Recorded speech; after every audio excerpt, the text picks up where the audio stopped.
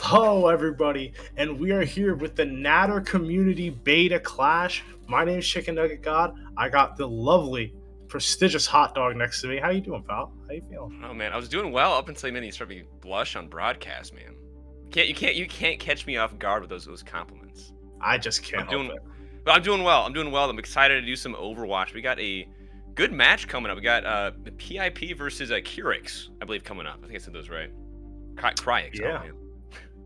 I'm not exactly sure how to say it. Kryix. But yeah, PIP, coming in with a lot of notable players like Icy, Assailant, Seeker.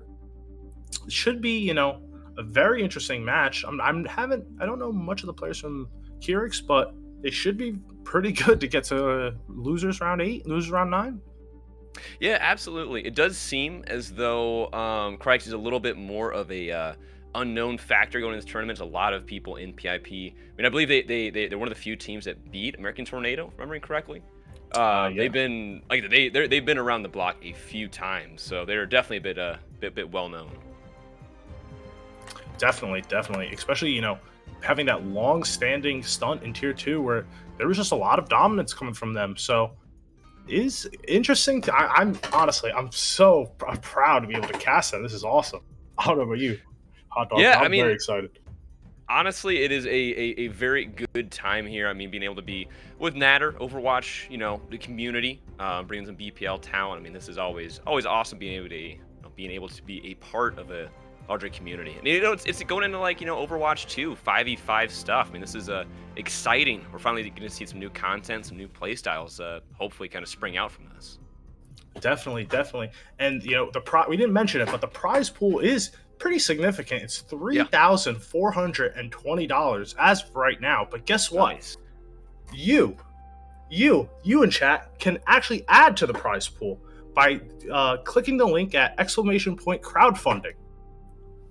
Yeah, you are able to get some Vite Ramen, as well as kind of donate to that prize pool. They've done a lot, I believe, with the Tier 2 and Tier 3 scene. I'm not a huge ramen guy, but I might need to change that. If it's supporting the boys and girls out here, it can't be a bad cause, right? Definitely. Especially if you love to support Tier 2, but we will be heading into it soon. Looks like first map will be Lijiang Tower, and we're getting right into it. Yeah, I mean, this is looking pretty familiar. At least the PIP is. I mean, I'm seeing the Ana Lucio a lot in Owl this past weekend. Kryix going a little bit more of a just kind of AOE healing, kind of run at them comp, which is a little bit interesting going into this first map. Kryix has Rymazing on the Sojourn. I've actually never seen Sojourn in a competitive match, so this should be really interesting. I'm more of a soldier player, a lot of consistent damage, but we're heading right into it, and that was a massive deflect coming from Assailant. Getting so much in. Oh, is Kindred going down? Kindred gets so low. Oh, yeah, I mean, that's a great first pick. I mean, I think immediately they're going to have a huge advantage, and yeah, PIP immediately, they're going to take first point here. Definitely, and we'll be getting that early cap. And this is such a hard place to be in if you're here. They are playing with the Rhine, so should have that more brawl potential, but PIP having that, that extra mobility with all these characters should be real hard to rush them down. And oh my god, Rymazing already gets one pick, Karanova gets the Genji, and this is looking really good here. Yeah, Kryix was able to find that first pick and able to just kind of work it into there's a lot of momentum there. It seemed almost like PIP just were a little bit too aggressive. They kind of got on the back foot there as Kryix was able to walk into them. They are, I would say, obviously a little bit behind in percentage, but I mean, Kryix, that was a good retake on this point. Definitely, and I wouldn't even consider so much about the percentage. They capped it so quickly, it's, they're already up ahead of them, but we'll be heading into this next fight. Look, Seeker has TP'd into the back line. Oh, and they do nano the Genji. Are they gonna blade? They do blade. Oh, and Assailant just gets zoned off by this Coalescence, but ooh, slices down Karanova, and that's just going to be a clean fight for Yeah, PIP. I mean, that was some really good, you said zoning, keeping the Nano Genji out at bay, but didn't really matter because they were still able to get other picks with the other people on the team. So I mean, again, you know, PIP back in control with this point, and another fight starting out immediately. It's a big beat coming out on both teams. Yeah, I think Kindred got their shatter blocked by the Icy's Winston bubble, and that's just amazing. It doesn't even matter though. Amazing is coming in clutch with their Sojourn, getting 2 picks. Are they gonna get the Lucio? Ooh, we're looking. We're looking. I mean, they're trying hard. I mean, Kryix is able to win that fight. There it is. Left finally falls. But yeah, they're able to get back into control of that point there. Doing a little bit of chasing down, but they're looking good with these offensive ults too. Sojourn ult and a Genji Blade coming in, potentially coming in clutch here. There's no sound barrier on the side of PIP. So if they're able to get some value out of this, that could be a you know 60-70% on the board for them. And the blade does come out from Never Fade Away. She goes in for the slashes. Is she gonna get one? Oh, Lep is gonna get them. And now this is looking really bad here for nice. PIP. Oh, as I say that, they get all the picks. What am I talking about? Oh, Kindred. Yeah, I'd say yeah, it's looking very good for PIP, I would say. Yeah, Kindred does get able to get the Genji there, NZS falls, but again, like this has been pretty back and forth though. I think no matter how this map turns out, Kryix can look back and say, hey, I mean we're playing, you know, at the same caliber as this very accomplished team. And now, yeah, we're just trying to catch someone. I see just chasing someone down. Another fight starting out here fast. Oh, Amazing pops the Sojourn ult, but gets instantly melted. Kindred gets super low as well. Seeker has made the swap onto the Echo, and it looks like it's paying dividends so far this fight. This is just a real scrappy fight here. I'm trying to understand what's happening, but PIP is still winning the fight. Kryix is realizing that this isn't so much of a winnable fight. Let's double back, get back into the fight. And now, oh, here comes the blade from Assailant. And so does the Shatter, but I think the Shatter got blocked again by the bubble. Yeah, I mean, the IC has been so good at these bubbles, being able to, kind of stop this this Reinhardt from getting any sort of value. Now they are ready with the Primal Rage. Could keep this going for a long time, or at least always keep Kryix off the point for a long time. And 99 to 62%, it's looking like it's in PIP's favor here. Yeah. Kryix is there doing their best to stall this out and keep Kindred alive as much as possible. The beat does come out from Lep, and it's a girthy one. Gets, I think, 4 to 5, but oh, Assailant goes down, and now this is looking really rough here for PIP. They are getting IC back in, trying to keep this stalled up as much as possible, but will get burned down. And this is looking like a one fight here for Kryix, but oh, the dupe comes out. It looks like they want to invest. Yeah, I mean, it's like you were saying, this is so scrappy.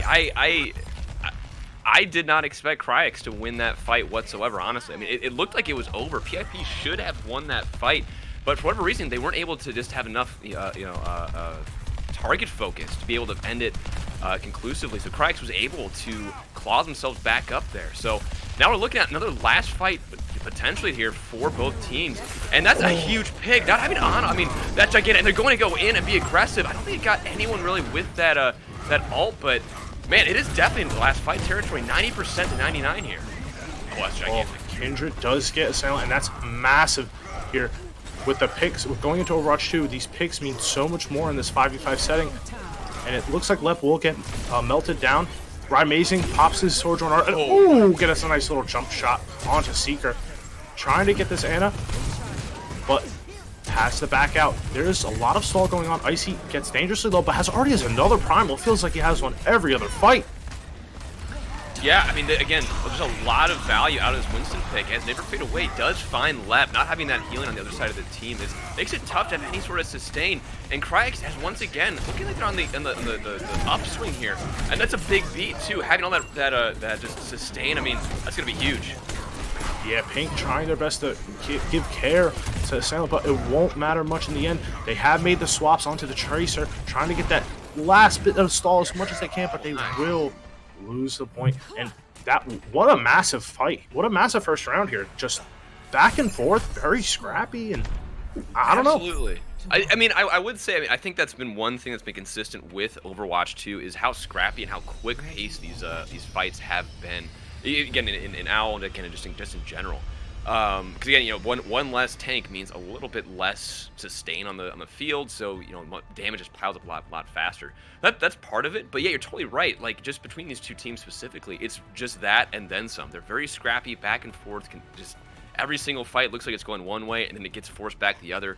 Kryix is doing an amazing job, by the way, of staying alive in these fights. And again, just finding the resourcefulness to find the picks and eventually win the fight. Looks like Pip started out with the Symmetra TP, trying to get that little bit of extra distance. Doesn't matter though, the fight is going down, and oh, Never Fade Away goes down. She just gets a little too aggressive and gets beamed down by Icy. And now Kryix are on the back foot and they're trying to back out, but they do get Icy before going out, and it still looks like a losable fight. I don't think they should really engage. Try and salvage as much as you can, but looks like they just want to poke it out for now. Yeah, they're just hanging. They're just chilling, man. Not much you can really do when you don't have part of your team. But yeah, I mean, as you say that, you know, Sojourn does jump in, try to start something going, and Kindred finding left. That could actually be the take. Oh my God, they're doing so well. I just kind of coming back from these unattainable, you know, kind of spots. And 2 picks down already. Oh man, that's gonna be rough though. Seeker getting Kindred here is kind of massive here for their stall hopes to try and reverse this point. They are getting the cap, gets so close, and yeah, it looks like they should be able to. As I say that though, oh, Assailant and Left are in this point and making a controversy. Gets Bumblebee. She will go down. She has beat too. They don't want to use it. Trying to get this cap with minimal investment, but Pip just keeps stalling. They're doing a great job at stalling. Get like an extra, I think, 18% out of that. Yeah, at least. I mean, Kryix, again, they're doing an amazing job staying alive in these fights and keeping things going. But, I mean, both teams, again, like we've said multiple times, very scrappy. They're going to be able to keep these fights going for a long period of time and just put the damage in a bunch of spots. I mean, spots where it's tough to heal and then kind of just come back at full strength. Lots of ults on the other side team, though. Kryix having 4, PIP has 3, and then that's a big fight. That's a big pick, though, not having that, that monkey. That was a massive bubble there from Icy. I think it nullified the whole beat. I think only Kindred got the beat other than Bumblebee. Yeah. That was massive play. I don't think that was intentional, but forced error. And now it looks like PIP are doing a great job at getting this point cleaned up way quicker than Kryix. Yeah, and now it's even, you know, 40% to 40%. Seeker sends Never Fade Away back to the spawn, and now it's just clean up. But they are investing the Echo, all interestingly enough. Now pushing in, being just aggressive. Nothing else really to say. Seeker does a pulse bomb too. They're really not, you know, stopping just the flow of the fight here. They've just really pushed this fight to be like it was like a 10-second fight. It was like 30-second fight. Now it's 60% to 40%. They're kind of running away with this here. Yeah, they did completely nuke their ult economy. They are coming back up on Primal in a little bit, but it looks like Amazing really has to pop off with this ultimate here in order to win this fight. Oh, Kindred gets so low. Should be lucky to even be alive. Oh, Never Fade Away does pick off Assailant, and now we're heading into it, and this is just the ult they needed. Icy will pop the Primal, and I don't know if I really super agree with that, but they will get the pick. Tragic. That is so tragic. He was so close being able to get back on that health pack. Now Icy able to find Amazing. This is going to be a bit tough not having that DPS here, and Icy has been so good. Just kind of this fight here, or this map rather. Now it's so back and forth once again. Icy finds Moira. This could be the fight that PIP needs to close out this map. It's looking like it. They will pop the Primal from Kindred, trying to keep this stalled up as much as they can, and they get Pink, which is actually possibly a big pick here. Without that main source of healing, Icy does go down to Amazing, and what a nasty stick from Seeker. Sends them a little parting away gift for capping the point, and it's still looking pretty dangerous here. If I'm PIP, I want to kind of back up and make sure I really don't get picked off here, because they were so low. I don't know if you saw how low they got. That was almost really tragic. Oh no, Bumblebee. Oh, Bumblebee gets caught out trying to speed boost Amazing, and that's not looking good at all. This is going to give them the opening to just completely take this second point. Yeah, I mean, just one quick pick, and immediately this momentum shifts the other way. It's fallen in overtime, and now, yeah, it is 1-1 on Li Jiang. We got one more map here before someone comes away with the map win. This is looking again very close. I'm liking this. This is very fun to watch.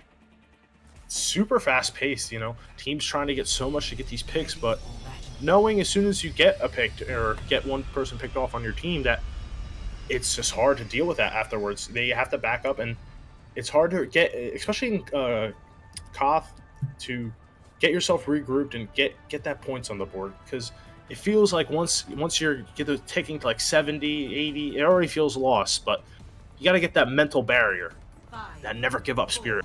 And we are going to be heading into it. Looks like kind of the same comps, except PIP wants to run Icy on the Doomfist this round. Very interesting.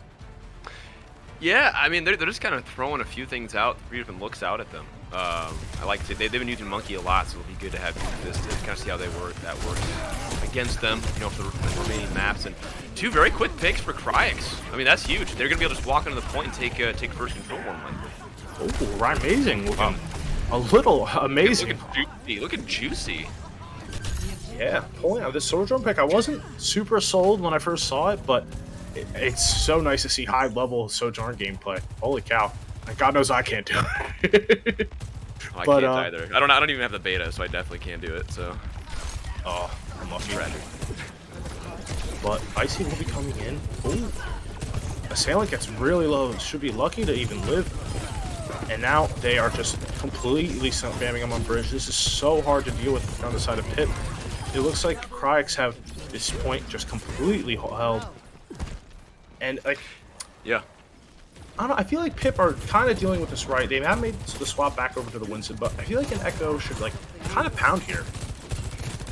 Yeah, you'd think, but I almost feel like just kind of the amount of mobility that Kryix has, kind of with the Sojourn and the Reaper and the Monkey. I mean, as I say though, I mean PIP they've got as much mobility as they too. Yeah, it's kind of odd having as much trouble as they are. That's gonna be a big pull, potentially not. And yeah, Kryix still in the lead there. They've got 3 picks in this fight. Yeah, I don't know what the issue is, honestly. Kryix are coming in with great pressure, you know, good team coordination, and they're looking like a well-oiled machine, you know. Yeah, I think a lot of that too. You know, it does feel like even though they are an underdog team. I mean, they're, you know, seems to be like, you know, 5 friends just playing. I mean, there's something to be said about just coordination after playing with just a bunch of the pals and going in with that duplicate. Maybe this Reaper pick will be able to swap some of this momentum over. Does force the beat, and Rymazing pops that Sojourn on. Oh! Assailant says, get out of here, never fade away. And, we'll be able to get out with their life. This is just looking like a scrappy fight. Kryix does seem to notice that they aren't winning and will be backing off. They do get it to basically 90. Bumblebee trying to go for that last-minute stall, get as much as they can, but I think we got to back up your team. Yeah, I think so too, and yeah, left throwing way we're out into the drink. I mean, not much you can do about that. Yeah, I mean, they don't get the point back. It is still the 88% to 16%. I mean, that is quite a ways to go without losing a fight here. So they really need to make sure that they make these defenses and just offenses here really count. And that's not the way to make it count. Not having Seeker, that's huge. They do have the ult economy. As I said, they pop both of them right away, keeping them up with that beat. Assailant does get Rymazing, and Icy with a little primal rage off the cliff. That was kind of nasty. His Winston's, or their Winston's been looking real good. Very, very nice. And yeah, Kryix realized the fight has been lost. Let's back up, because, you know, it's not that long of a fight. I know it seems like long when you're looking at 88 to 30, but it's only like 2-3 fights. It goes a lot quicker than you think. But we are going to be heading back into it. Pip does have this Coalescence and both DPS holds, so it should be looking like a good, easy hold here. They pop the Coalescence really quickly, but as I say that, Kindred gets left somehow. Seeker goes in.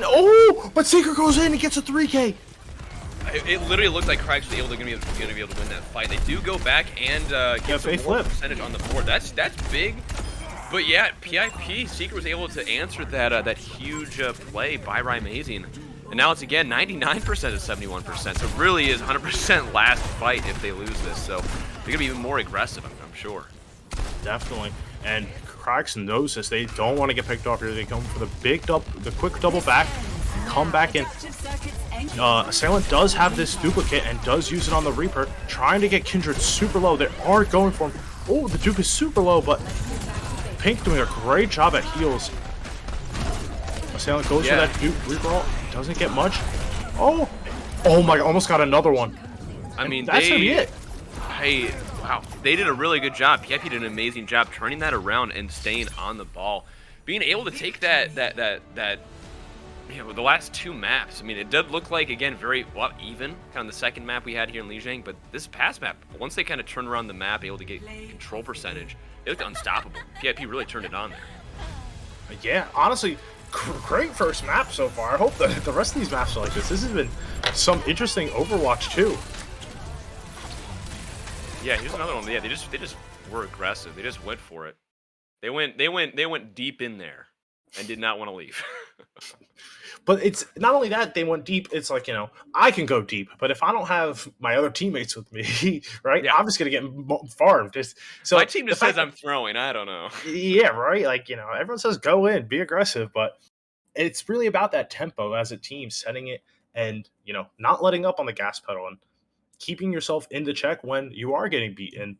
Pip doing a great job at not only bringing that map back, but showing some good signs there, especially that third round. Yeah.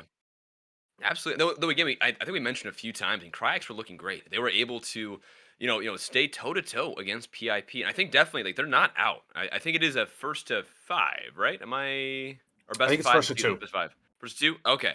Well, they definitely still have shots here to get their foot back in the stirrups, as it were. Oh, definitely. But yeah, I mean they looked good. Again, they were able to kind of come back from these very scrappy fights, especially in the first map. Didn't quite pan out as well in the following, but they did an amazing job. And the fact they were able to kind of confuse PIP, which has a bunch of T2, Tier 3 kind of veterans on the team. That's some good signs, I would say. Definitely. And I don't know the backstory of Kryix. For all I know, my mental lore is there's six friends who just wanted to run it down, and I'm loving it. That's the stuff that builds esports. 6 guys coming out of nowhere, 6 players just come in and beat pros. That's what esports is all about. But just boom, making it happen. 2022, make it happen. Make it your year. TM. Before we head into the second match, though, let's pay some bills before we get into it. I want to thank our sponsors, Champria.gg. If you're an analyst, staff member, or player looking to grow your skill level in Overwatch, Champria.gg is the place to start your esports stardom.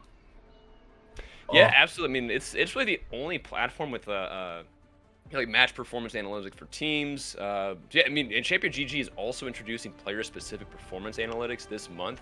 So yeah, start streaming and upload your data today. I mean, it is. I think anyone looking at it can definitely tell it's going to be one of the best tools out there to kind of kind of grow your gaming skills, your bleeps and bloops, your online shoots, as they your say. 1s and 0s, your 1s and 0, your Pong championship. I'm sure. But we are heading back into it. Thank you again, Champria.gg. Are heading into Colosso now. I'm actually, how do you say this map name? I actually don't know how to say this. Colossio, I believe. Colossio? I'm just going to go with that. It's push, though. This is the first push map I've really seen outside of Owls. This is good. It just starts off real fast, huh? I've actually never seen a fight in this courtyard on the first fight, which makes kind of sense because you can't push the pot right off the point, right off the rip, like in some of the COF maps, but Icy does go down real quick to Rymazing. Oh my lord! They've been popping off this whole map. They've had some really good plays here, and yeah, I mean 2 picks. That's huge. Secret, and they do kind of equalize it a little bit, but I think Kryix, they've got the advantage here. Yeah, they've got this bot pushing. They're getting this cart rolling, but it looks like they're getting a little bit too aggressive. Gotta watch out on push. It's so easy to overextend and not really realize it, but the fight is going down on the point. Ooh, Assailant gets in that backline, almost gets Rymazing, or Never Fade Away, right off the rip, and that would have been a terrible first pick, but the pulse comes in onto Kindred, doesn't get them in the end. Will be able to live with their life, and a nice little jump shot from Rymazing again. Love seeing those. It's just been so consistent what they've been able to do. PIP is able to turn it around, and now they're going to be the ones pushing. I'm going to call him Big Joe. Is that the name of the robot? Yeah, his name is Big Joe, I decided. So Big Joe is getting pushed now in direction from PIP as Assailant just kind of walking in and be more aggressive. Has a death block coming up too. That's going to be very instrumental. And yep, they're going to immediately throw it in. That's huge. Yeah, that was a great Never Fade Away does hit him with a reflect, trying to, you know, end the suffering as soon as possible, but doesn't look like much is going to happen. Bumblebee does invest the sound barrier. I don't know if I 100% agree with it, trying to keep them alive a little bit and push the cart, but yeah, Kindred's kind of just stuck in no man's land at this point. They're hanging out. Oh, and they're going to invest the Primal Rage as well. Maybe trying to get the Soldier, which might have worked if both healers were there. And now Left throws in their beat. This is just kind of happening, huh? Wow. I was going to say, like, you know, that's not a great play, but Kindred was making so much space and honestly lets him get back into this fight relatively quickly. And yeah, look at Kindred. Yeah, you might have won the fight, but I'm taking the cart with me. Yeah, Big Joe is now they're getting pushed back. Man, this is again like these fights we've said several times are so scrappy. You know, one thing will happen, immediately just gets pushed back, and then immediately another sound barrier goes off, and like, oh, let me do the other sound barrier, match that. It just kind of just spirals out of control so fast. Yeah, this ain't your grandma's Overwatch. That's for sure. And I think Push kind of lends itself to this kind of chaotic gameplay, and with these two evenly matched teams, it only feels just that much more chaotic. Especially, oh, nice little slash combo from Never Fade Away. Only able to find one though. I mean, yeah, that's unfortunately only find one. Hopefully they're able to find a little bit more and kind of turn this into a fight win for Kryix, but it's not looking like it. It is a fight win, but it felt like it took a long time. They are going to actually get these stagger picks, which is kind of good. Let them push the bot a little bit further. But yeah, this is looking really good here for Kryix. Pip is technically still in the head, but not by much right now. They should be getting back in this fight relatively soon. Oh, and Assailant already gets Never Fade Away in the backline. That's a massive pick here. Gets another one. Yeah. They're just being so aggressive. They walk in and just immediately make space on multiple levels and just are able to find this movement. That's just stupid. Just able to find these picks, able to make the fight go the opposite way. And PIP now Big Joe is going pretty far in the direction for PIP and potentially will be the first checkpoint getting hit. Yeah, they do get over the limit. They are now technically in the lead, and it looks like Kryix are coming back in very quickly. Kindred on this Doomfist trying to make something happen, but look at Icy's already in the back line with Assailant, and yeah, this is looking rough here if you're a Kryix fan. Assailant getting a little crossed up there. Oh, there he goes. Kindred's I don't know. Not dying. Yeah, he was just staying alive, man. That was rough. Kindred did not want to die there. And PIP does push it in. Big Joe is saying hey to that first checkpoint. Honestly, one thing I have heard though, kind of about just as an owl people in general, is how easy it is to get entrenched here. It's gonna be interesting to see if they're gonna be able to kind of push past that and the Kryix make some distance of their own. Amazing is getting Primal right now. Pop that ultimate, trying to make a little bit of space, but Never Fade Away, making some room here with the picks. Oh, nice little headshot there. Little lead shot, projectile action. But the fight is still going down, and Icy trying to make something happen. I don't think we'll be able to make much, just stalling out as long as they can. But they did get the front spawn. So once you get that second tick, they do get the quicker spawns. They should be able to get this fight even quicker than they were before. And that is the one thing that I've heard is kind of as a complaint about this mode is how fast it is for the defenders to kind of get back there. So it's gonna be again interesting to see if Kryix are able to respawn to these respawn times. Potentially again get some distance of their own. And they are able to get that first pick. That's huge. That's gigantic. That's huge. Okay, there we go. That's actually probably gonna lock it in. Yeah, Assailant's gonna go down. So Icy, Kindred. Oof. Massive shatter from Kindred keeps them going, and this is exactly what you need in these push fights. It's kind of like 2CP where you need to get that wipe, and then that next fight you got to get that wipe again if you really want to start getting progress. And they are getting this push onto the payload itself. Hopefully able to get this first checkpoint, and now they're just fighting on these stairs, kiting a little bit. Don't want to get caught out, but it doesn't feel like there's much. Oh, Assailant is just gets in the backline for free. I don't think you realize no one was noticing, but as I say that, that's gonna be huge. They need to get this Moira, and it'll be huge for them. Yeah, there we go. Kindred finding that last pick. I think Kryix are gonna be able to get this checkpoint here. Yep, there we go. Big Joe pushing it in. Can we please make it so that everyone says Big Joe? I just like the idea of robot. I will start saying Big Joe. Thank And you. now we just I gotta need wait. everyone. I need every caster to commit to calling him Big Joe. Or else I quit. Ugh, diva over here. But the coalescence does come out from Karova, but Icy saying, "I don't want to get all of that." Starts to push the payload a little bit. Oh, punches never fade away, but I think she's gonna live. She's gonna live and get assailant, and this is massive. Icy trying to push the cart a little bit as far away from the fight as possible, make him work for that progression again. And oh, I don't know, Kindred went for it, but kind of missed. Very unfortunate, but you know, you miss 100% of the shots you don't take. Absolutely. And now they are gonna be able to push it back, get some more distance with Joe there. Yeah, I mean, amazing. Again, I know we've mentioned it before. It's an amazing job on Sojourn. It's been a difference maker consistently at the start of a lot of these fights, able to find that first pick to make it just so easy to walk in. There's another one. Pink falls. Yeah, there's another one. Easy falls. And another one. Hit me one more. Give me one more. Give me one more, Rye. Oh, ultimate fell out. That was helpful. But yeah, amazing job. Really being the difference maker. Someone say he's right amazing.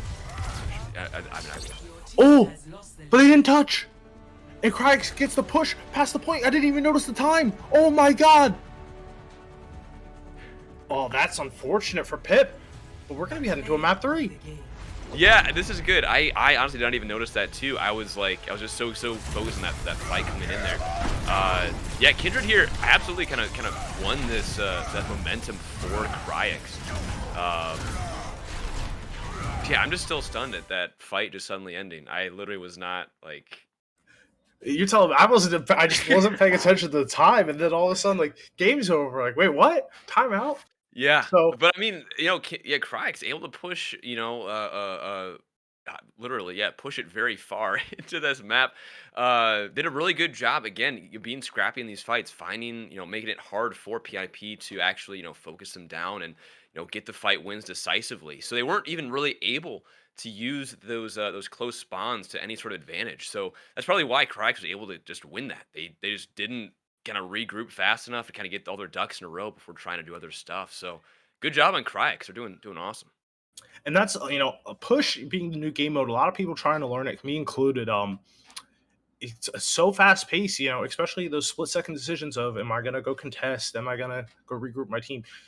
Like, those always felt kind of split second decisions, and now they feel even like a shorter of a window. Yeah, you have to be super precise about, or decisive about what you want to do and what you think is the best movement for the team as a whole. But a lot of that I think that big killer for Kryix was that massive shatter from Kindred, that I think 3-man or 2-man, but it gave him that extra push to get, you know, not only do you need to win one fight, you need to win 2 if you really want to get, you know, pushing, because otherwise it's going to go back and forth. And by the time you get the next fight to really, you know, say you do win the fight on your own defense, by the time it gets back, you might not even get really to the objective. I find it hard. I always want to call the bot the objective, but technically it's not. You know what I'm saying? The objective's like the thing is actually Big pushing. Joe is always the objective. Hang out with Big Joe as long as possible. Yeah. But no, dude, you're totally right. Yeah, it is interesting that Kryix has favored this Reinhardt as much as they have, and obviously Kindred knows how to play Reinhardt. That's pretty apparent. Yeah. But yeah, again, they're getting so much value out of this pick. I think again, it's just, I don't know. I think it's a lot of things. I think again that different Rein pick, you know, to find those clutch situations to, you know, earth shatter without having there be another shield. Well, Icy has done an amazing job blocking those on Li Jiang.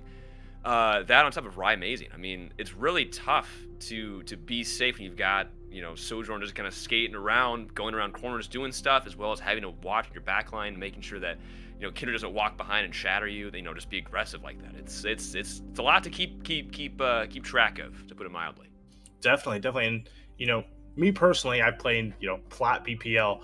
We didn't see much of Sojourn because, you know, Sojourn's all about hitting shots. Let's be real here. She's about fast-paced action and hitting shots, and we're plat or diamond. Let's be real here. So, you know, you guys are masters easy. Yeah, right. Yeah, we're masters, but you know, we're not hitting shots. So we don't. You know, for us, Sojourn feels like she's not as useful or doesn't bring as much utility.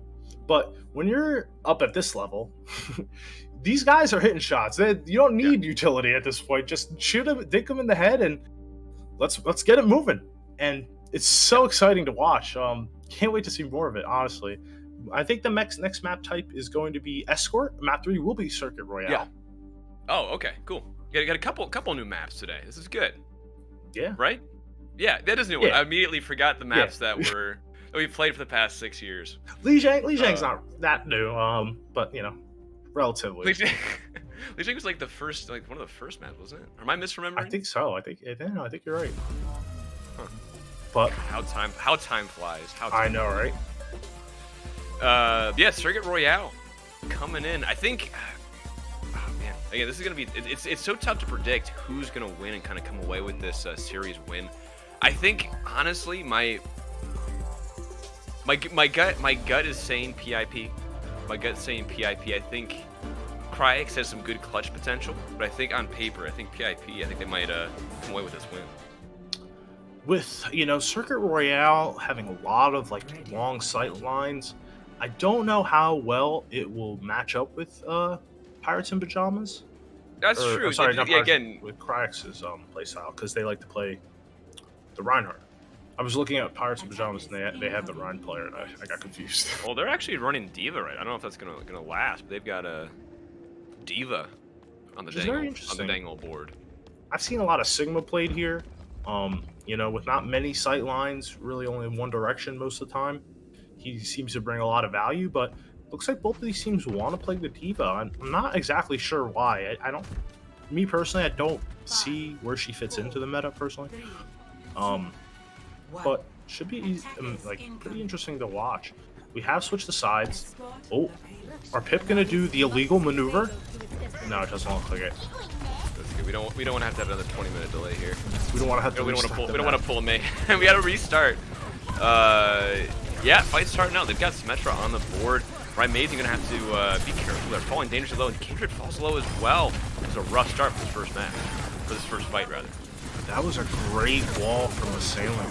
You know, Kindred had nowhere else to go other than just that left room. Maybe could have flew over it, but still out of line of sight from their supports. Felt really rough. And Kryix, Kindred has made the swap back to the Reinhardt. I'm very excited to see the Rein 1v1. Yeah, yeah. Who doesn't love good Rein 1v1? Some good old honest Overwatch. This is the way Overwatch is meant to be. I see only 5 players. Being aggressive in the backline. Just being a thorn in their side, which I really like. They're just again, chunking these players down. That's a huge advantage. They're going to be walking without having Bumblebee alive. That's... As I said, Icy falls. They lose in the first round of that 1v1. Yeah, Secret just goes in, gets super aggressive all by themselves. And yeah, Pip make the decision to back up and not want to get caught out. It's so hard to win a 4v5, especially, you know, these days in this economy. in this economy, it is so tough. Icy falling dangerously low there. Pushing in though, they are being very aggressive, trying to make some distance on the card here. Icy throws in the Shatter as well. It is just a sea of color. No, Icy, they're getting a lot of picks here. Pirates in Pyjamas walking it in. Yeah, if I'm Kindred, honestly, I kind of just die on card. Yeah, I don't think there's any way you were thinking you were gonna get out of there with your life, especially at 6 HP. But you know, it happens. But now, I'm gonna be real. I think this is one of the hardest, most defensive-sided like points of a map in the game. So it should be. I want to see how Pip deal with this. They send in the Symmetra wall right away and get super aggressive. They just don't want to. Not a good start. Kindred finds them. Yeah, some picks from all the side of Kryix. That was just exactly what you needed to see if you're a Kryix fan, because this point just seems so tough. They do have the Symmetra. Maybe just TP up top. Sorry to cut you off. But... No, I was agreeing with you, man. It is a very tough point to attack. It's super easy to get entrenched on that high ground. Unless you're able to catch them off guard and push them off, that is very tough. So now that the point will sit up there, but yeah, they go up and try and reverse the angle on it. Good shot there. Oh, and yeah, Pip trying to do like, you know, TP up top and then like kind of ult down below, trying to catch him off guard, you know, juke him a little bit, but Kryix was all ready for it. Completely gets out the way, and Mason gets a pick or two. Never Fade Away having a great series as well. On this Genji, she's looking super, super good. And now this is Pip's map to lose here. And this is for elimination, by the way. We've never mentioned it. But this is an elimination. It is an elimination. Yes, they're definitely gonna have to lock it in here. And I will say they start out super strong, so it's a little bit odd they suddenly just got so stagnant. Again, like you said, very strong defensive point, able to keep him alive with that sounder. That was huge. That was really clutch. That was one of the most clutch beats from Overwatch 2 I've seen yet. Bumblebee having a great Lucio so far this map. Oh, I think Pink got stuck. That is unfortunate. But as I was going to say before the fight started, PIP were looking super strong, and I think it does lend itself to just how defensive this map is. But yeah, I think they were maybe locking in that Symmetra a little bit too long, not able to get a whole lot of value out of it as the match went on. They're going Genji Sojourn now, a little bit more mobility, and can just push in. Icy being aggressive there. Yeah, and Kindred already gets the pick on Delep. Does get pinned by Icy. Oh, is Kindred gonna live? Kindred getting so low that whole time, and Amazing just having an amazing little flank, sliding around, doing the little laser shot. It's super awesome to see. High level. I know I've said it a bunch of times, but I can't get over it. It's so awesome to watch. Oh, I don't think they noticed. Seeker is keeping to the back. Oh, gives himself a little too early. I think could have got a free pick there, but I think I'd seen Echo. Never Fade Away has made the swap from Genji to Echo. And Assailant pops that blade, but isn't going to get much. That zoning, whatever it is, coalescence from Karova. Doing a great job, and yeah. Just trying to keep Kindred alive here. I mean, I don't blame him. You know, keep on just pumping resources into this Reinhardt. It is doing favors. Yeah, it is just amazing how much more effective it feels like Kryix are getting just advantage out of this Reinhardt. Just putting a lot of frontline pressure on Icy and consistently winning those 1v1s. That's all you can really ask for, especially with only having one tank. You need to be the more dominant main tank on the field, or else you're pretty well hosed with kind of taking space. Definitely. The tank difference is that much more important. And I like the Icy's little pit maneuver to try and get ahead, and big beat, massive beat from both sides. But I thought that pin connected. I thought it did too. Doesn't hit anyone though, and now it's just a brawl as the map just continues on.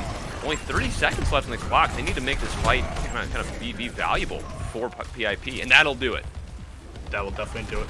I was just about to say too, Kryix had no one's pushing the cart though. This ult advantage, and it had such a big ult advantage, and should be able to come out with that fight relatively unscathed. But Pip doing a great job at setting the tempo, getting in there, making them react to what they were doing, and not the other way around.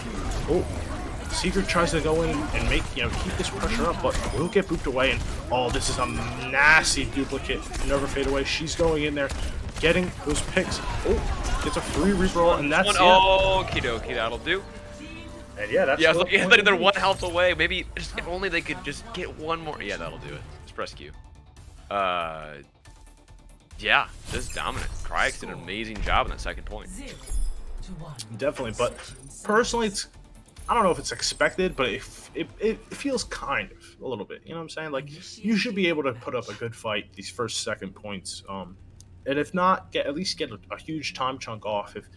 If you're getting beat in Rialto, Circuit Royale, I'm saying Rialto, Circuit Royale. If you're getting worked on defense in Circuit Royale, honestly, that's just a GG, man. They're just better. But it felt like so far pretty even on both sides. This whole series has felt pretty even so far. So I don't know, man. I think this map, I don't know. I'm turning into a Kryix believer. I'm turning into a believer. I'll tell you this: Amazing has captured my heart. Yeah, because again, I started out saying PIP. I thought they would be able to kind of waltz it in, kind of make it happen, but Kryix have done an amazing job. Again, finding the spots to hold on defense. There was one time they had to get pushed into, but partly because PIP didn't push the cart for a really long time. They didn't get a whole lot of advantage out of that distance, which I think is the same thing that happened on the last map, where they had that advantage with those spawns and just didn't like kind of get the game plan figured out 100%. They lost that advantage like super fast. So anyway, Kryix, I'm turning into a believer. I believe in them. But like you said, some of these fights where you have to push the cart, it's kind of like getting picked already. You have your Lucio, you have your Moira all the way at the cart. You're basically it's like you lost a man before the fight even started. That's so true. I can see why you're trying to fight it. But Icy has made the swap over to the Sigma. This is something I've seen a lot more on this map. And it looks like Kryix wants to keep on this Genji, but never fade away. She's gotten 2 quick picks in this backline. Going for the third, at least forces the Echo back, and that's pretty nice. That's exactly what you want to see. Yeah, Kryix kind of going sicko mode. Kind of going Skrillex on these other teams. And we are heading around to this bend. This should be a massive fight here. No team has any ultimates really. Seeker has made the swap onto the Soldier, which I think is a great pick. Soldier has been super strong, I think, in this beta so far. And especially with this high ground pressure, should be pretty easy to get some damage on it. Yeah, we are finding. Oh my God! Never fade away. Hits the combo on him, and I think that's gonna be first point. Oh, as I say, that Icy is the Sigma, and has to back up though, and I think that's gonna be it. Yeah. Oh wait, no, I say that. Who's still on point? Probably Tracer. Yeah, dude. The DPS on Kryix have been so instrumental in these fights. Did an amazing job. I mean, again, like Kindred having that tank pressure, making room for the DPS to do what they want to do is again huge part of it. But honestly, Amazing getting the pressure with these long distance snipes, never fade away, finding the picks, just kind of dancing on them, going inside them, just comboing them down super cleanly. It's just tough to play into. They're doing an amazing job. Like I say, Kryix, I've turned into a believer. A Kryix believer. Huge stock increase. Here comes the ultimates. The Flux does capture Kindred and never fade away. But it doesn't look like it does much. They are able to keep them topped up. Rymax has popped the ultimate, has been super proficient with using this. As I say that, the Lep comes in, smacks him in the face with the mace. Says, get out. And, Assailant pulling out the blade himself. With this duplicate. Oh no. From downtown. Kindred finds him. That's GG. I think that's it, yeah. And just like that, Kryix are going to the next round. Victory. What a match. Yeah. What a match. Wow. That was a very dominant attack. Like that was pretty crazy. Yeah, I don't know what to say there. That was so fast. It was clinical how well they were able to just kind of get these picks, get these advantages. I mean, that was some Overwatch. That was some Overwatch that just happened. Definitely, and never fade away. Swapping over to that Echo at the end was absolutely massive. That duplicate can be such a massive ultimate. Back in Overwatch 1, everyone was so big on, we got to dupe the tank. We gotta get the diva. We gotta get the monkey. And, it worked for a reason. But with these nerfs to the HP health limit, I think has done a really good job at making it, more of a diverse ultimate. You see a lot of Annas getting picked. DPS is always a great one to pick. But, now you can pick. It's not just the tank show, basically, when you're playing Echo. Yeah, absolutely. Again, I think it's definitely like very refreshing to have DPS have a huge impact on the game. Which again, like Kryix, I've said it a bunch. Their DPS were consistent, amazing, always able to get those picks, being able to be in a spot where they were able to put pressure on a specific target. Again, never fade away. Amazing job on the Genji, able to again get those just snipe picks. Yeah, just an amazing job by Kryix getting that win. I've said I'm always the guy to admit when I'm wrong. Made me eat my words. Because at the beginning, PIP, great job on Lijiang. Great job, just able to get those fight wins and make some splashes there. But Kryix just good job. GG's. Good game, as they say. A great game. And you just brought up oh my God, Lee Chang. But that first round, I don't think I'd ever seen that. Like, first round or first cap was up to 15%. That next team caps it, gets us to 15%. It felt like we were always going up in increments by 10. It was like up to like 60%. Yeah. I think it was just such I've never seen a close back and forth Koth, just so competitive. It was very exciting to watch, and I'm gonna be excited to see the next couple matches. I think Kryix now plays Redbird. This next round should be an interesting match. I can't wait to see. Wonder who wins that one. But I think that's gonna be it from us here. Yeah. Thanks again for listening and hanging out. And again, I know we mentioned it at the beginning, but Vite Ramen. If you want to donate directly to that prize pool, go for it. They support a lot of the tier 2, tier 3 scene, tier 2 and tier 3 scene. There we go. So you get to again donate to the prize pool, get some ramen out of it. I think what is that command again? Exclamation point crowdfunding. Crowdfunding. And 100% of it, 100% of that goes to the prize pool. So very, very, big stipulation. I know some people don't like giving things without, because you gotta get a, don't get rid of it. I get it. I'm just not gonna get into that. But amazing match. I'm Chicken Nugget God. This is the lovely Hot Dog. My name is Hot Dog. I think that's just gonna be it from us. Thank you guys. Thank you, Natter. Thank you, everyone. BPL.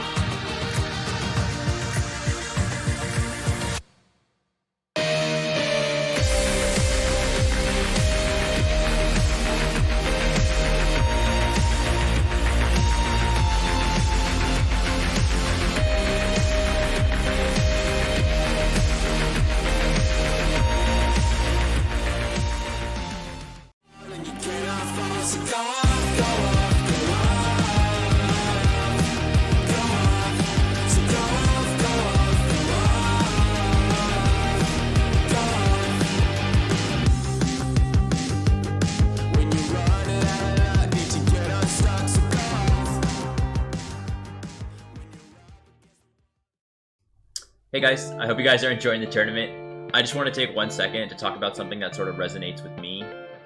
Growing up, my family wasn't super, supportive of video gaming and esports and whatnot, as most families are not. My parents really wanted me just to study really hard, or play real sports like soccer and whatnot. So I didn't really have, a way to, play with other friends or, meet people online. So I've actually partnered with Esports Tower. Esports Tower is a club level program for students that are 13 to 18 years. It's a year-round program where essentially students get 3.5 hours of coaching a week, and you get opportunities to play in tournaments and meet other influencers in a particular game.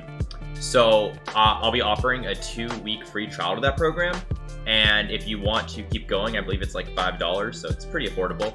But I highly suggest checking it out. I honestly wish, going back, if I had these options, to just do a club and sort of meet people or like-minded, I think I really would have enjoyed that. As well as they also, help, high schoolers meet colleges and, maybe look at collegiate scholarships, which I think is really huge. So yeah, definitely check them out, and I hope you guys enjoy the rest of the tournament. All right, we are back here with another interview. My name's Jeff from Map 5 Podcast. I'm here with that AFK noob joining us for a little chat. Thank you so much. I appreciate you taking the time to do this. Why don't you tell us a little bit about yourself? Yeah, sure. So my name is that AFK noob, or AFK for short.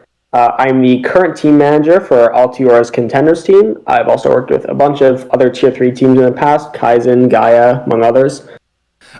So my first question is then, what's been your favorite part about the beta so far? I think my favorite part about the beta is just seeing how the community has come together to enjoy something so much. I haven't seen the Overwatch community active like this in a very long time. I remember when the beta first dropped, we made a pug server, myself and J-Bubs, and it got 300 people within the first couple days, immediately. And everyone was constantly active, playing the game, talking with each other. It's such a joy to just see the community so revitalized and rejoicing over the beta. What would you like to see added as we get into new iterations in the beta? What would you want to see put in? What I would want to see put in, I think the biggest thing would be comp, as many people have probably said so far, just because it makes things more competitive. More people want to play a competitive game if there is a competitive mode. Other than that, I think all the changes that have been made are very interesting, and honestly, I'm just excited to see where the balance team and the dev team take things as they take in more feedback. What is it about adding comp that you think would help take it to the next level? So I think there's two things. Number one is you get players matched at more even skill levels, so it creates like stronger competition. It's more enjoyable to play the game, and even more so than that, people just enjoy looking at like an SR number and they win a game. Like they win a game of quick play, it's fun, but it might be a little bit less satisfying. Whereas if you win a game of competitive, you see, oh, I've gone 20 something SR, woohoo, whoop-de-dee. And people have like an internal or external, I guess, incentive to climb and like play the game more. And I think that is what drives a lot of people to play the game more. What is one improvement that you would like to see in Path to Pro moving into Overwatch 2?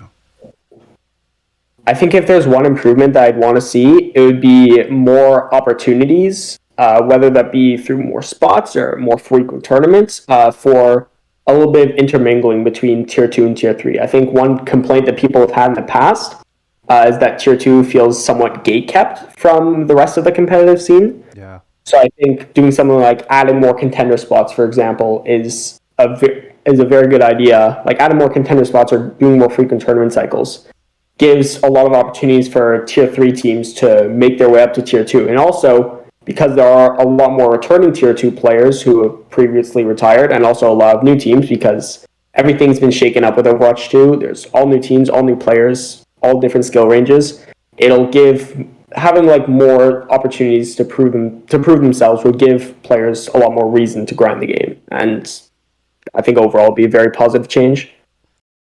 What is one thing that you would hope to see overall in this new era of Overwatch? If there's one thing I'd hope to see, it would be the community just coming together again and enjoying the game. Because at the end of the day, regardless of what balance patch we're on, regardless of what meta we're on, what tournament's going on, as long as I enjoy the game the most. I think most people can agree with me on this, that we enjoy the game the most when the community is the most active and when everyone is enjoying themselves. So I think I'm excited to see how people integrate into the beta and how Blizzard will support the beta, and hopefully brings a lot of people back and keeps people excited and motivated to keep playing the game. Well, that is all the questions I had for you. Any final thoughts here on Overwatch 2 before we close this out? Real quick, shout out to my Altiora boys. Hope you kick ass in the tournament. And otherwise, I'm excited to see what the rest of the tournament has in store. Oh yeah, you me both, my friend. Well, there you go. Thank you, AFK. I appreciate you taking time to do this. It's been a great chat, and now we're gonna get back to more of the Natter beta clash. We'll see you back here next time.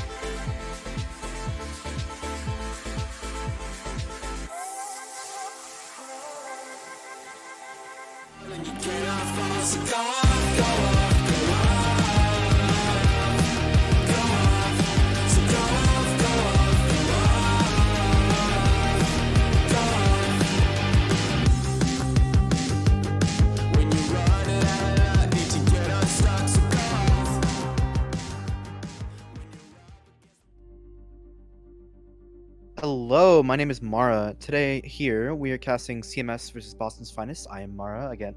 Like I said before, I will be your play-by-play caster for this match with Jace on the side here. Hello. Hello everyone, super excited to be here. This is the Natter X Community Beta Clash. We are in the lower bracket round 10. So the winner of this will go on to the losers semi-finals. We've got Team CMS versus Boston's Finest. I think we'll just get straight into it. It looks like the players are slowly getting into lobby now on the Mara, so we'll go into the rosters in a second, but any particular names that you expect to play and you expect to see, more importantly, stand out in this new 5v5? Aspen and Meekin and Infected are definitely players that I recognize, but other than Infected, I don't know how much effect main support really could have in this lobby besides being a nuisance and just being extremely annoying and living for however long can happen for both sides really here. But generally, like I'd say Kafa as well. Actually, a name I recognize from the OCE region as well, known Winston Demon, I suppose. But looking at CMS's roster, they have quite a few supports. I just noticed they do have 4 supports. They have a very flexible support line, let's call it. Yeah. I think I look at Boston's roster as well, and obviously Infected is going to be, I would say, heavily nerfed by the fact that Wrecking Ball just isn't quite up to the same scratch that Winston is. I've been hearing and watching that he's been full pelt all the way down mid on Reinhardt and going for a very, very aggressive charge-based centric playstyle there. I mean, if Boston's Finest are going to be willing to go all in with Infected as well, then that's something that could absolutely get value. But when I just look at some of the individual names on this roster, particularly like Kuffer, Aspen, Infected, 5v5 should be a great playground for them, because these kind of talents, they're known for playmaking and individual mechanics, and now that the shackles of 6v6 have been kind of freed off, there is no Roadhog in your backline, there is no Diva holding DM over the Ana, which lasts 19 seconds, there is no, Zarya Bubbles, Ana Reinhardt shield, there is no double shield, everything, that's all gone. There's now only one tank, and that one tank wants to engage. There's just more space on the map for people like Aspen in particular to be able to playmake on something like a Lucio, which historically, basically since going into Goats and 222, has just been a speed bot. Speedbot, I call it Tracer Light in some ways, definitely able to just kind of vibe around, skate around the map, be insane, almost always in the skybox or in the back line, generally just being a nuisance. But really, it's just going to come down to some of the other players on this team, namely, I believe, Chimera and Forgotten as the DPS for the side of Boston's Finest versus Miracle and Chime, or Jirachi rather, excuse me. But it's definitely going to come down to a lot of the playmaking for the DPS from both these teams to really make an effect here in this first map. Absolutely, and this is going to be a great match on stream for both of them to pop off. And of course, we are in, I believe, day 2 of the Natter X Community Beta Clash. Just going to do a quick shout out to some of the people, some of the organizations that are helping keep the lights on around the place, that are helping support this tournament. One of them being Esports Tower. Now, Esports Tower, well, for £5 a week, which is the same cost as a Frappuccino in North America, Esports Tower will pair you with a professional coach and a team of committed players. Twice a week, you'll practice and prepare for bi-weekly competitive events. They also have industry insider talks, how to workshop, networking events that give you exclusive access to pro players, general managers, collegiate coaches, and scouts, which is something that I don't think can be overlooked by any means. No other amateur club does this, and they do not do it more to help you improve your skills as well. And so, I mean, here's a great chance as well. Get you connected and considered for college and career opportunities. And once again, thank you to Esports Tower. The Natter X Community Beta Clash is sponsored by Esports Tower, so thank you to those guys. Shout out to BPL on production as well. Shout out to Vitrom and everyone helping keep the lights on around the place. And just as we get ready into lobby, I'm excited. This is, I believe, my second time casting Overwatch 2. The first time was a beta bash we did with BPL, who are on production tonight, and obviously that was different SRs, but this is time where we're going to be seeing some of the best players currently in Tier 3 of North America. So I'm very excited. What is the biggest factor that has changed overall in your opinion, Mara? What are you looking to see really evolve as we head into this new dawn of Overwatch?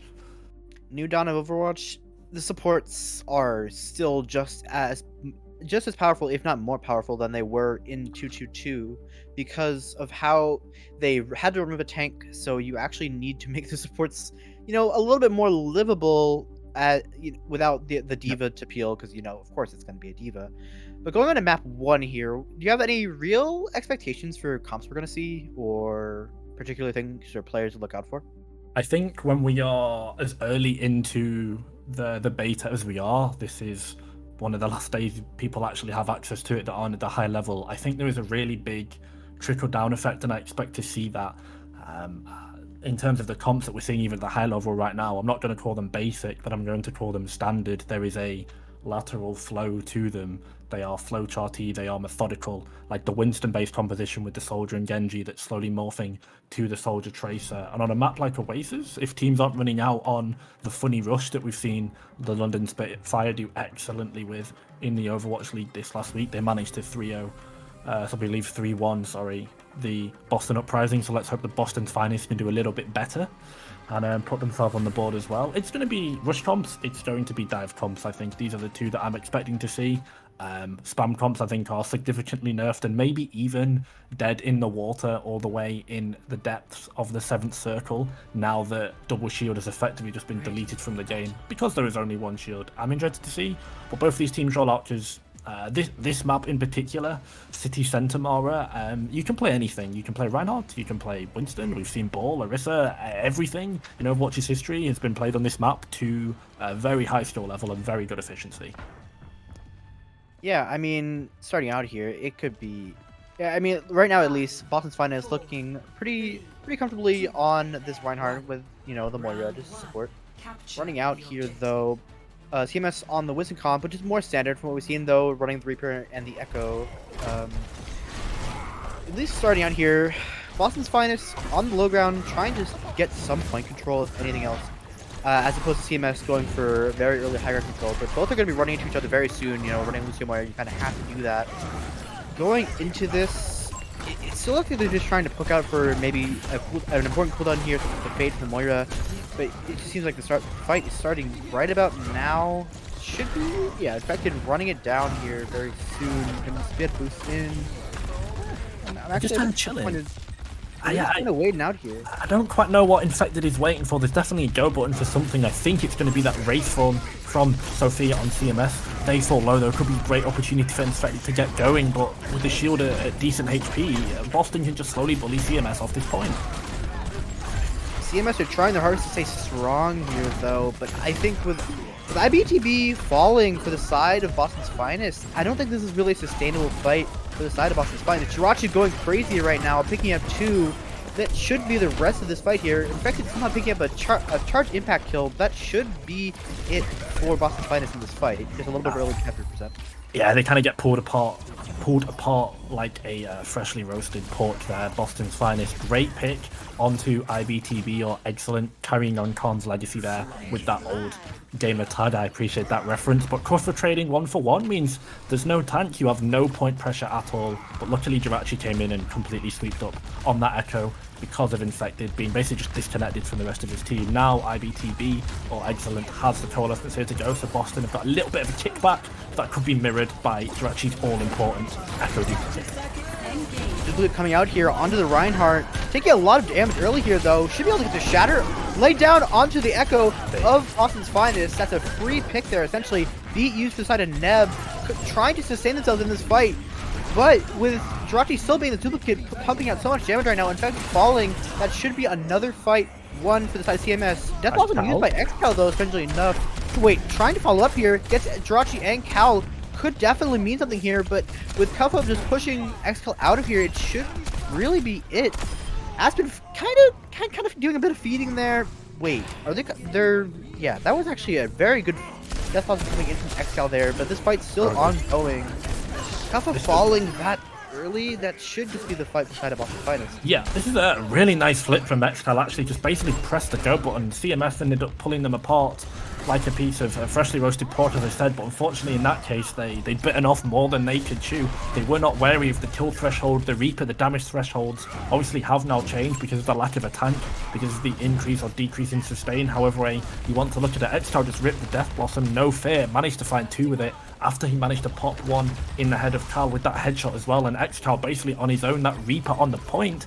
They went in his effective range and they got punished for it, and Boston now, all great ultimates on the board to be able to continue this percentage. Death Blossom being used from the side of Sophia here to no avail, it seems, but IBTB falling to the side of Boston's finest could definitely be a bit more of an impact here. Sophia traded for the side of CMS. In fact, taking so much damage here, with IBTB not being up right now, it's going to deal a lot of damage, but with the dupe, 2 kills are finished off onto Jirachi and Aspen, and that should be another fight won for the side of Boston's finest, despite being down a few here. And going into this next fight, they are very well stocked. Yes, they are very well.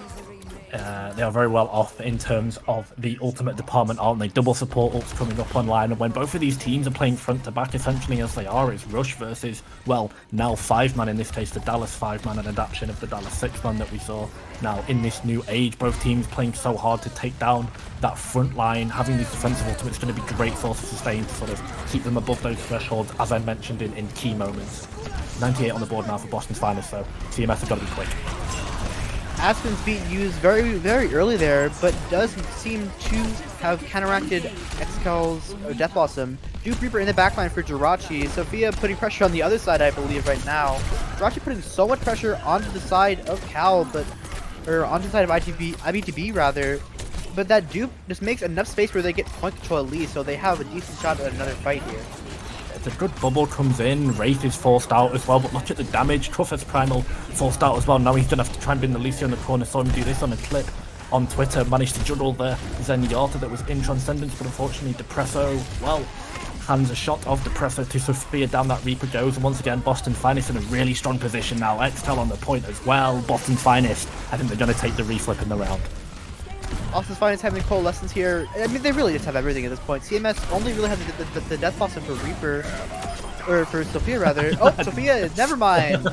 Yeah. So Infected just kind of nipped that one in the bud, and that should be round 1 for Boston's finest here, minus a few selections.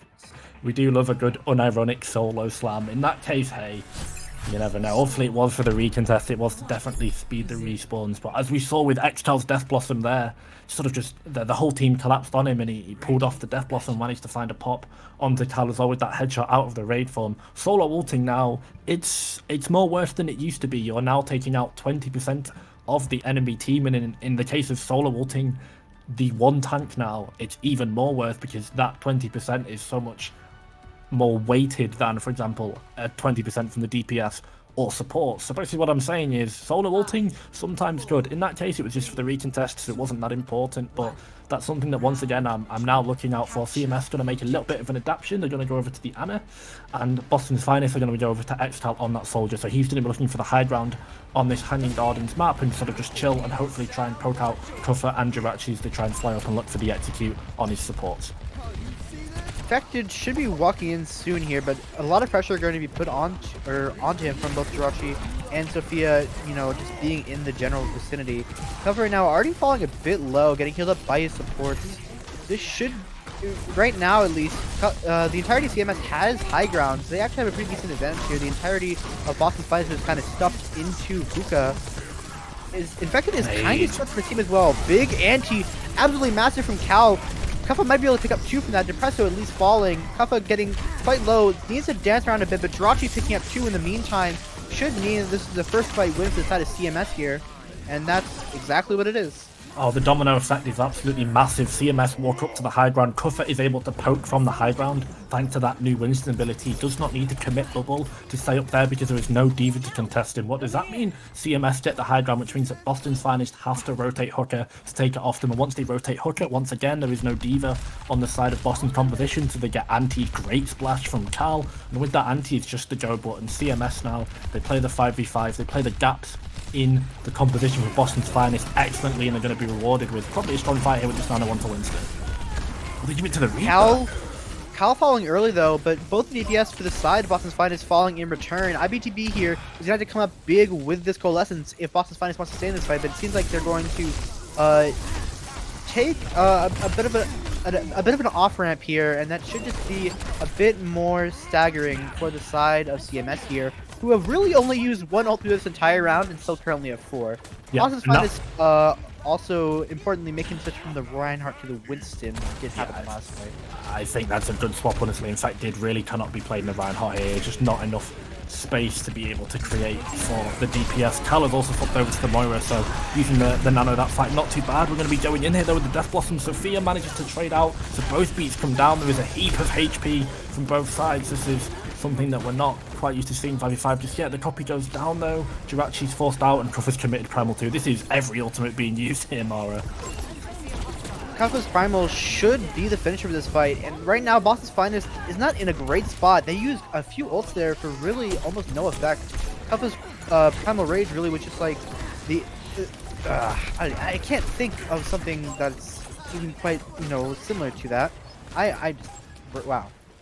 It was a mess of colours on the screen, wasn't it? That's classic Overwatch at least. As it ticks down. Alright, infected with the Primal here. Depressor coming up with a duplicate as well. Should actually be a pretty decent shot to end the fight here, though. Infected trying his hardest to finish off Jirachi here, but with Depressor finishing off Aspen, I think at least for the moment, unless Cal's Coalescence can come up big, it should just be the end of the fight here for the side of Boston's Finest. With Sophia falling as well, that should be about it.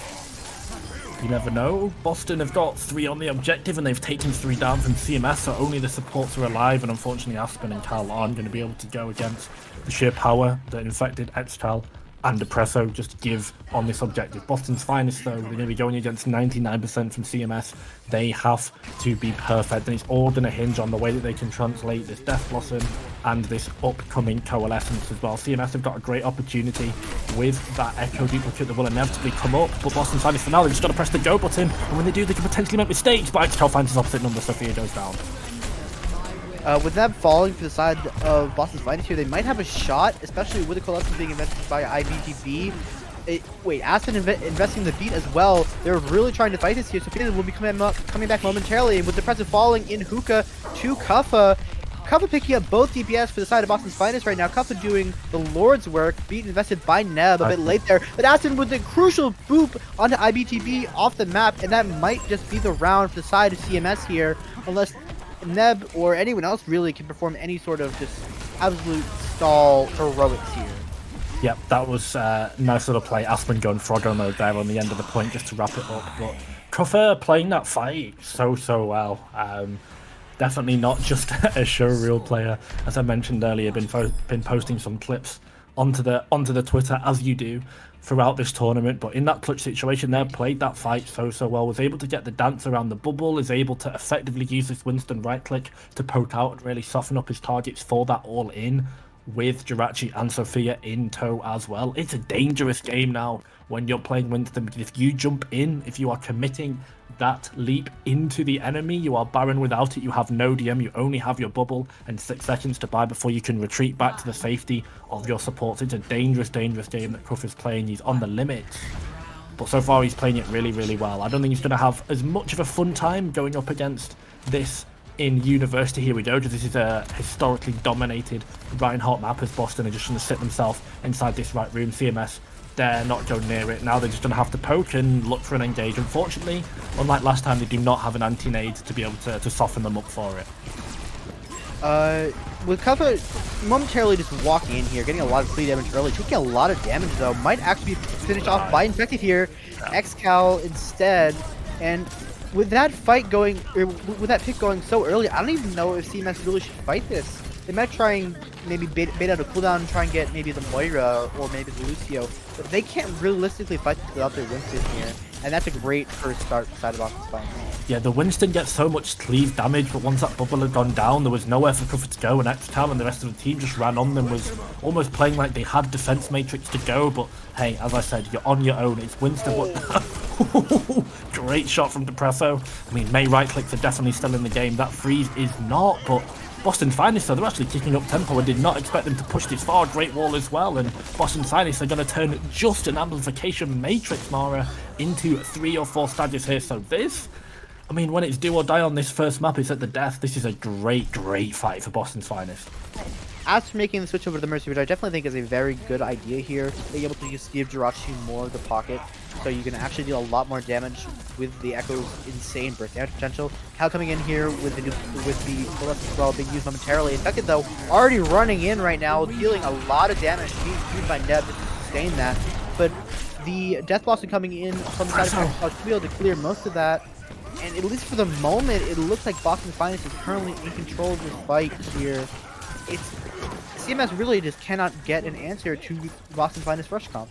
Yeah, we have an homage to Khan, one of the greats of the EU support from IBTB, also known as Excellent, but Impresso here also paying homage to another backbone that May right-click is almost a signature of his as well. We saw that against Boston, funnily enough, this weekend in the Overwatch League, but just a great right-click to take down Jirachi. So much damage is gone, and you lose that pocketed DPS as well, so yet once again the Mercy technically rendered a lot weaker once their pocket has gone down. This is another window that comes in from Excellent. It's just going to buy Boston so much time as Infected goes on the charge. He's looking to kill this map off right here. Infected Shatter is probably going to be the deal breaker here for the side of CMS. If they get caught out of position and aren't behind some amount of geometry. And there's a Shatter right onto Kuffa. Kuffa taking 300 damage. Blizzard thrown down from Depresso as well, just as a little bit of ice cream, or a bit of a cherry on top for the side of Boston Finest here. But the fight's not over just yet. With the Exile falling, that's a lot of their sustained damage here. Dupe coming in from Jirachi actually gets pinned. Might just get taken out of it before he can even get any value. And Jirachi's dupe goes away. Kuffa coming back with a Primal Rage. Momentarily, Valkyrie used just to sustain the side of CMS here. But with Cal killing Neb, I don't know if they can really stay in here. Infected coming back in, managing to swing onto Sophia, I believe. Infected kills 2. Back. Wait, he kill 3. Here. Oh, barely manages to whiff onto Aspen because of those iframes from the res. And that should be first control here for CMS in the round. Almost the one-man wrecking crew is Infected, almost flipping it out. If you thought he could have taken down the Mercy, that would have been a great opportunity for Boston to engage even without that Reinhardt in that play. But unfortunately, they don't have really any ultimates to go apart from the Sound Barrier. I guess they've got both support ults, actually.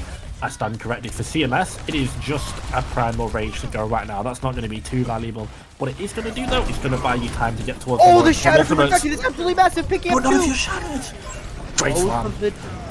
Both of the backliners, I suppose, from the side of CMS are down so fast there. Duplicate might be coming up soon here from Jirachi if Aspen can pocket them long enough here. Kuffa just trying to come back with a Primal Rage here. Might not even been able to live for that long with the pin. Jirachi falling, being used by Cal just to try and stem the bleeding somewhat. But I think this should be the map for Boston Finest, unless Infected here maybe has bit off a bit too much to chew. Point control goes back to CMS somewhat. Jirachi coming back soon up with the duplicate momentarily. 94. Infected is just in here, unfortunately.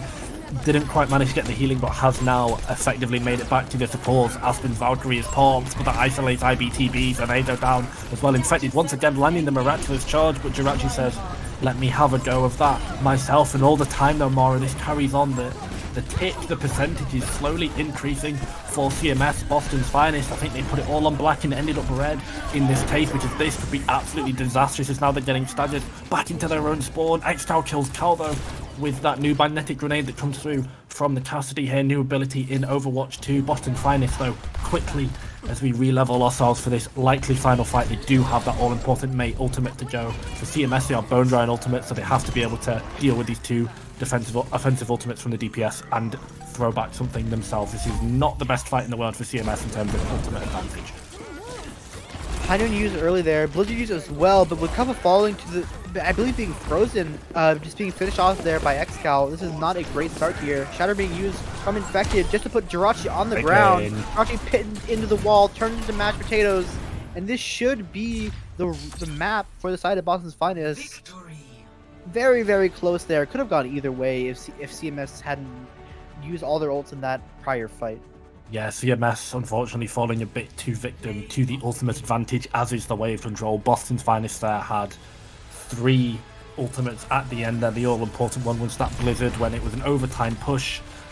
the fight has to happen on the objective, Mara. Of course it does, it has to, and the Blizzard just comes in to punish that. They basically just solo up Cuffer. They know he does not have the Primal Rage, and he flops over like a gorilla in the Cincinnati Zoo 2016 style. There's just nothing that Cuffer can really do there. That's such an old reference, I know, but genuinely, this just it's so bad. I apologize, everyone in the Twitch chat and everyone listening. Cursed your ears with that one, but nonetheless, something that to transition slowly and to actually get back into Overwatch.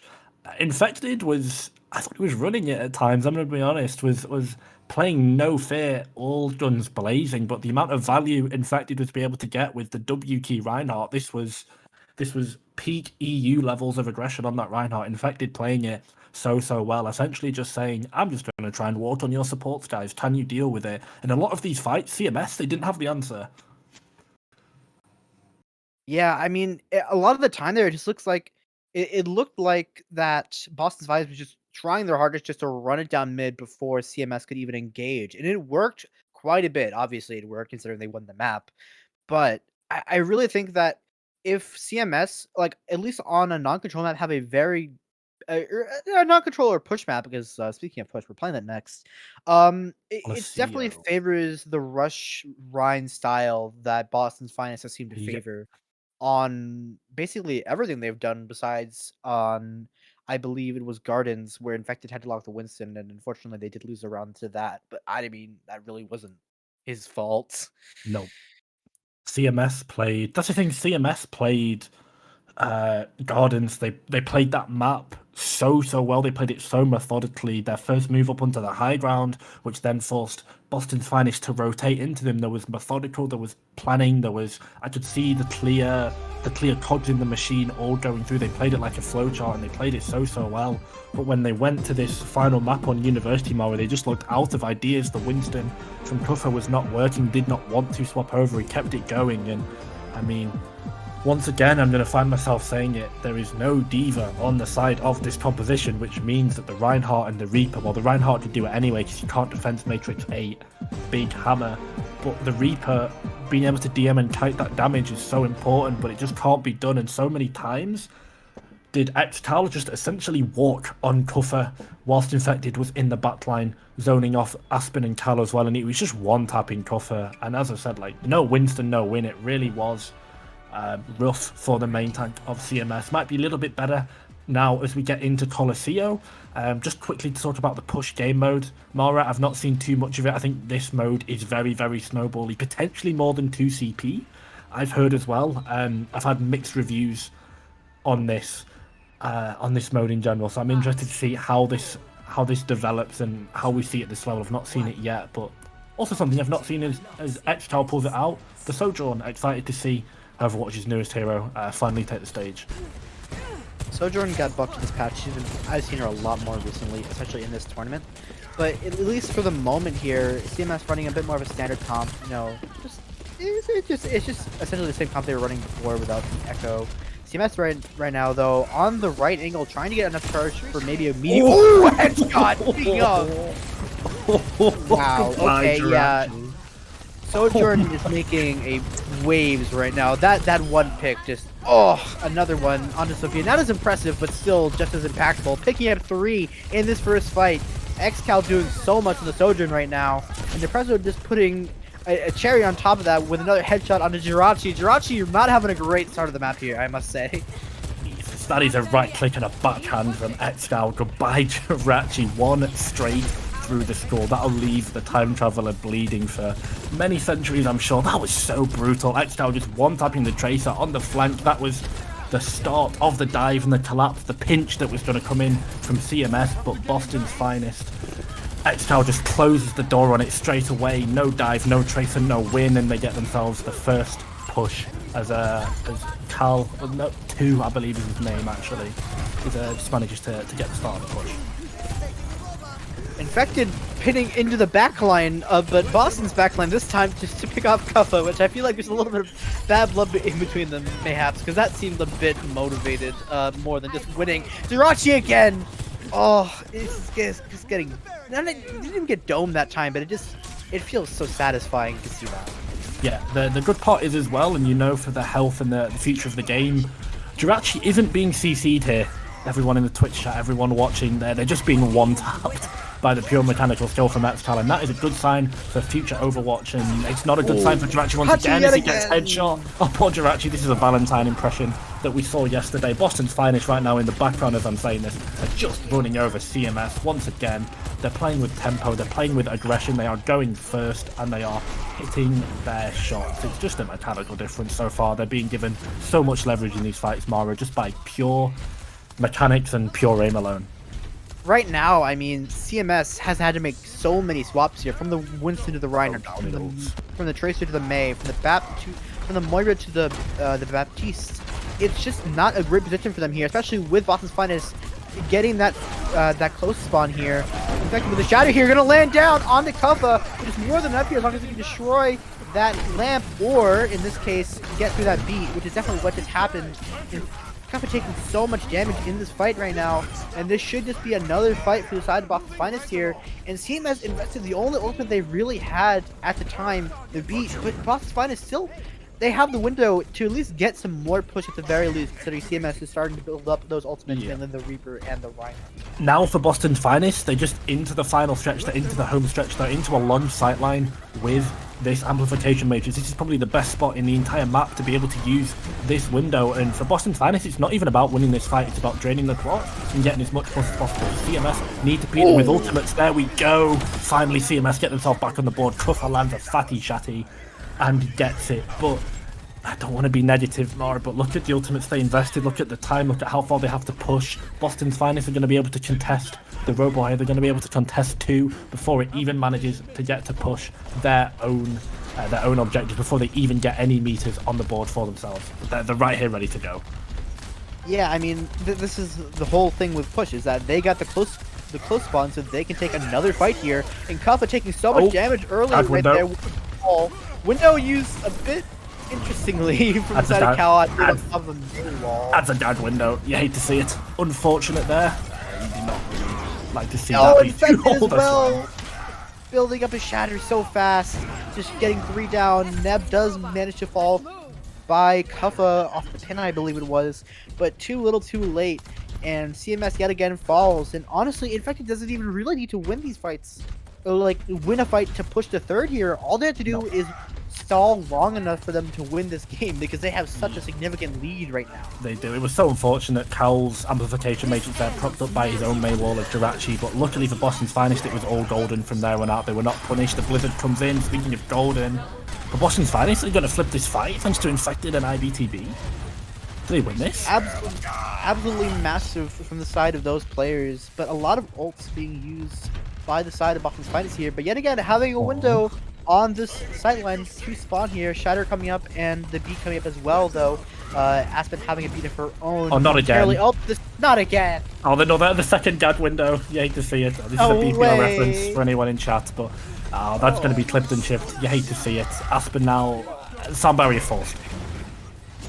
Neb is probably... that was a nasty fire strike onto Excal there. And that should be the fight. Kuffa trying his absolute damnedest to take CMS back into this game, but there's still such a significant advantage for the side of Boston's Finest here, because look how far up the bot has been pushed up. They're going to get another fight at mid before they even are able to push at like 0.001 meters. I hate to write it and call it signed, sealed, and delivered, but with 2 minutes, 116 meters, if Boston's Finest simply just win a fight, this map is theirs. Boston's Finest probably already the round is won because they've got to deal with such an astronomical push. But speaking of, the damage from Boston coming out now is astronomical. Sophia gone over to the Reaper, but they managed to find it. In fact, it goes down. Finally, a window of opportunity for CMS to continue and get some percentage on the board. CMS here are still... They haven't really won this fight just yet, but with the pick on an Exile, that should finally be the start of CMS's push here. But even then, like, there's still at least 2 or 3 more fights before they can even get close to where Boston's fight really is. In fact, they're coming back up already. Shatter's blocked by the Mei wall, but Sophia still just gets absolutely creamed into the pace. And now it's such a bad spot for the side of CMS here, being used by Aspen to try and stem the bleeding here, but with the pressure being picked up as well, unless Kafka's pick is, or Kafka getting picked here is that big of a deal, which it might be very well, it should be, this is still quite contested, but I think at the end it's going to be CMS? Maybe not. I think so. I think the overcommitment, I think the Blizzard from Jirachi was a little bit too over-eager. Depresso falls, but unfortunately it's only sad gamer hours for CMS. Neb finds a nice headshot to finish off Sophia. 50 seconds left on the clock. There's going to be 1 or 2 fights, if possible, left on this map. And now Boston can just slowly push out the robot and take a nice position here inside the Coliseum itself to deal with the oncoming from CMS. They know that they've got no Blizzard to walk into, which should mean that Excal, we might see a fair few headshots once this overclock comes in. And there we go, commits it. Cuff of Shatter being invested so early to absolutely no effect here. Depresso's Blizzard is going to have to come up huge here for the side of Boston's Finest just to put an end to this map here. And with it landing on a Kuffa falling very soon. And with that, I don't know how much of a shot they really have in this fight. They're actually falling very low in the left room here. Yet again, falling to Excal. Cal falling as well, speaking of. And this should be the map and the series for the side of Boston's Finest. It is going to be. Sometimes it's just a push difference. To be fair, 116 meters. I think they got that with about 4 minutes left on the clock. Phenomenal snowball that came in once again thanks to pure mechanical skill. Excal was able to just dink Jirachi fight after fight. They were always down at DPS. They were always 5v4. And thanks to some amazing blizzards from Depresso in the Winter Wonderland, it's unfortunately going to be summertime sadness for CMS as they are down and out of the tournament. They will not be going any further. The Boston's Finest in the lower bracket thanks to some great rush play from Infected and the crew. Young Hadi strikes again. You know what? Fair play. Infected was kind of different on the Reinhardt match as well. Obviously, Kuffer, known for the Winston. Nice, gets a nice slam in here just to get one as he bows out. But in Boston's Finest, once again, they're running it on the rush. They look so good, in particular Depresso's May. Backbone Prodigy there, Backbone Impression. And, well, they continue in the tournament. They go on to the semi-finals of the losers bracket. And with that, I really think that what Boston's Finest is doing here is very smart, at least in this later round of the tournament. It's control and then push. And on both those maps, or on both those map types, rather, I believe Rush it's pretty good. I mean, it was just proven, obviously. I would say they steamrolled CMS, but it wasn't that close on Colosseo, especially, where that's definitely a very powerful composition you can run. Yeah, their ability to just, I just want to say outlive, and as I'm just thinking about it now, slowly processing it, it just felt like the damage from CMS never could come in, whilst you are missing another tank which will offer a variety of defensive resources. So you'd think damage in the game has gone up, but I think that the mass healing, the output from the Lucio and the Ana was just too high. Every waking second, the supports were draining every single cooldown they had into keeping Infected up, and he was just running rampant over. And once the DPS Extal and Depresso were able to look after themselves in the way that they were, it meant that it was so free for Boston's Finest. When they got going on the steam train, they did not stop. So congratulations to Boston's Finest. And well, as we wrap up here, we're going to do some end of show reads. So obviously going to be thanking sponsors, and I believe there are going to be others as well. We're going to start with BPL.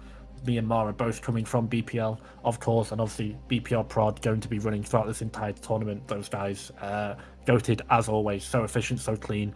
Observing, once again done by BPL Production, Solomon on production, everyone, huge thank you on behalf of the Natter X Community Beta Clash.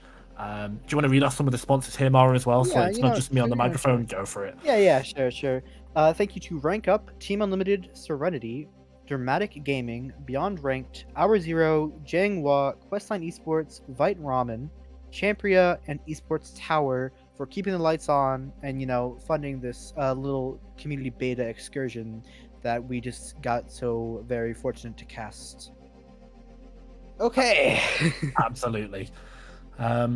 So, I believe we should throw you guys to what's next. The ever so talented Dryad and Doorcasts we'll be casting over on Natter stream next for Redbirds versus Boston's Finest. We're going to see the dawn of the new flock. We're going to see the dawn of the new birds led by former Overwatch League veteran gig.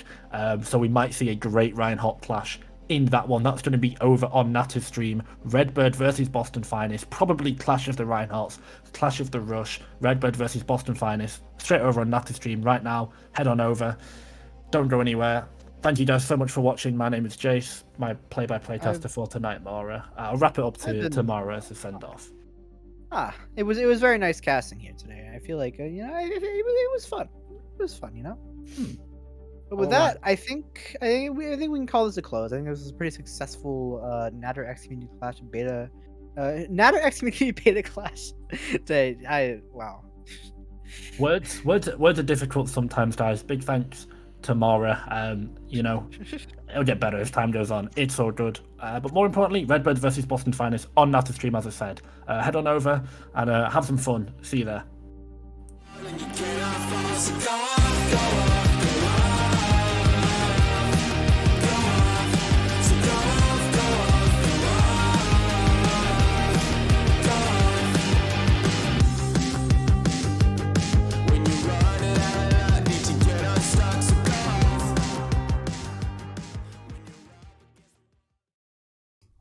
Hey guys, I hope you guys are enjoying the tournament. I just want to take 1 second to talk about something that sort of resonates with me.